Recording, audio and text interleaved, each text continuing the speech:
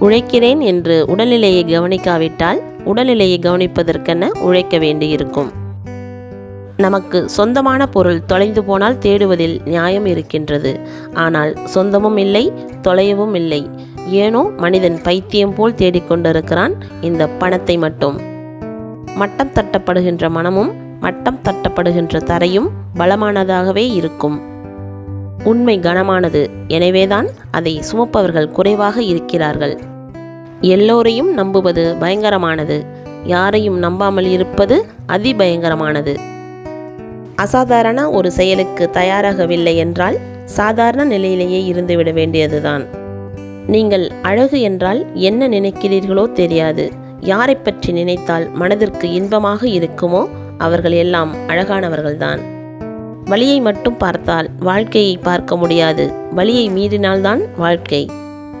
சுடுகாட்டை கடந்து போகிறவன் தன் பயத்தை மறைக்க சத்தம் போட்டு கொண்டே போவது போல தன் குறையை மறைக்க அடுத்தவர்களின் குறைகளையே அசை போடுகிறது மனித கூட்டம். ஏழையின் திருமணத்திற்கு முதல் ஆளாகவும் பணக்காரனின் திருமணத்திற்கு கடைசி ஆளாகவும் சென்று பார். உனக்கும் மதிப்பு, அவர்களுக்கும் பெருமை. தனிமையில் ஒரு பெண் அருகில் இருக்கும்போது அவளை பாதுகாப்பாய் உணர செய்வதற்கு பெயர்தான் ஆண்மை. தயங்குபவர் கைத்தட்டுகிறார், துணிந்தவர் கைத்தட்டல் பெறுகிறார். கோவிலுக்குள் சாமி கும்பிடும்போது மட்டும் இந்துவாக இரு, மசூதிக்குள் தொழும்போது மட்டும் முஸ்லிமாக இரு, சர்ச்சுக்குள் ஜெபம் பண்ணும்போது மட்டும் கிறிஸ்தவனாக இரு. மற்ற நேரங்களில் மத வேறுபாடு இல்லாத மனிதநேயமுள்ள நல்ல மனிதனாக இரு.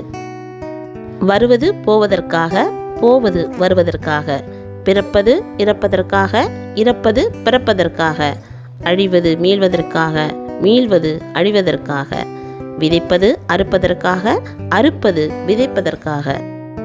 தகுதிக்கு மீறி ஆசைப்படுவது தவறில்லை. ஆசைப்பட்ட பிறகு அதை அடைய உன் தகுதியை வளர்த்து கொள்ளாமல் இருப்பதுதான் தவறு. நீ எப்போது மிக சரியாக இருக்கிறாயோ அப்போதுதான் இந்த உலகம் உன்னை அதிகமாக குறை சொல்லும்.